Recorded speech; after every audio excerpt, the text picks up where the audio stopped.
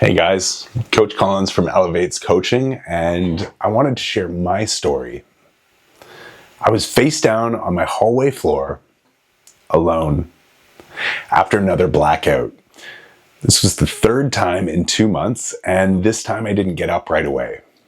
I just laid there, thinking, how did I get here? This is a story I don't tell often, but if you're a founder who's running on empty, burning out, wondering if it's all worth it, this one's for you. I was working at a tech startup. We went from 4 employees to nearly 40. I built every department: sales, operations, HR, engineering support, and I was a glue. I gave everything.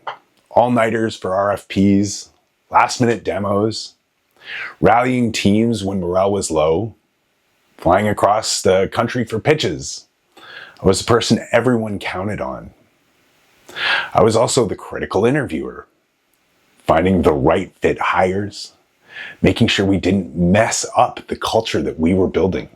I loved it for a while. But I was also in a long-term relationship that was falling apart because I wasn't there. I was always working. I gained a shitload of weight, stopped taking care of myself, stopped seeing friends. Everything was the business. And I kept telling myself, it'll be worth it. The CEO is going to recognize what I'm doing. I'll get equity, ownership. This will pay off. But that's not what happened. The CEO started pulling away, got cold, bitter even. And when I was completely spent, burnt out at both ends, I just became a liability. My relationship ended. My ex left. And I threw myself even harder into the business because what else did I have? Then one morning, after a Zoom call, I blacked out, woke up on the hallway floor alone. A doctor puts me on medical leave, told me that I was burnt out, told me I needed to stop. But the worst part wasn't the physical exhaustion, it was the mental space I was in. I felt absolutely useless. Like I didn't even belong on this planet. I was apathetic. And I didn't know who I was if I wasn't working. If I wasn't solving problems, if I wasn't needed, that was one of the darkest places I've ever been. Recovery wasn't fast, and it wasn't a switch. I started walking every morning for hours, just walking and listening to audiobooks. Bob Proctor was the first one. Then more books, good ones, about growth, about purpose, about meaning. Started going to the gym again, practicing gratitude, journaling, small things. Slowly, I started to feel like myself again, or maybe a new version of myself.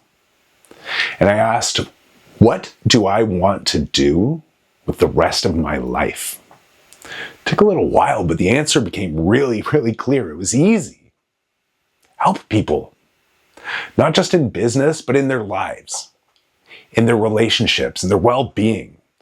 And I saw a freaking ad for a coaching school. The guy says, are you compelled to help others? And that's when I felt it. The pull, the calling. So I enrolled in that coaching certification school and I learned holistic life coaching. And I had to practice it on myself first. I had to do all the inner work that I'd been avoiding. I had to forgive myself. I had to forgive my old boss. I got to rebuild from the ground up. Here's the weird part. I was never even mad at the CEO. I actually felt terrible for him because he was in the same trap I was. He couldn't talk to anyone about what he was going through. Everyone in his life was either in the business or in his immediate household.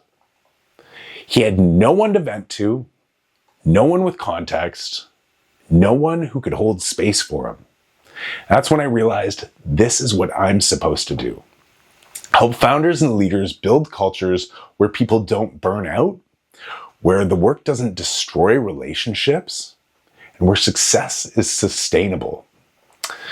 So many professionals spend more time at work than they do at home with their families. And when they hate what they do, when they can't find purpose in their work, it destroys everything, their relationships, their quality of life, every environment they touch. And that's why I built the Valve framework. So the whole purpose is to help companies create workplaces where people rally under purpose, where they feel valued, where loving what they do spills over into their personal lives. Because if you're spending more time at work than with your family, you should really, really love where you're at. And businesses with great cultures, they attract the right fit people, the right clients, and everyone knows what they're getting into. This isn't about making businesses more profitable, it's about making them places where people thrive.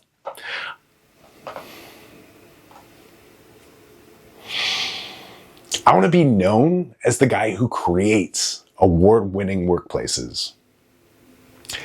I want to be an amazing friend, spouse, father, because I've created so much value that the time I get to spend is full of love and meaning. I want to challenge people where it's needed, but out of love, so they can meet their dreams. I want to leave blueprints for success. I want to create generational wealth, but more than that, I want to make sure no one else ends up face down in their hallway floor wondering if it's all worth it.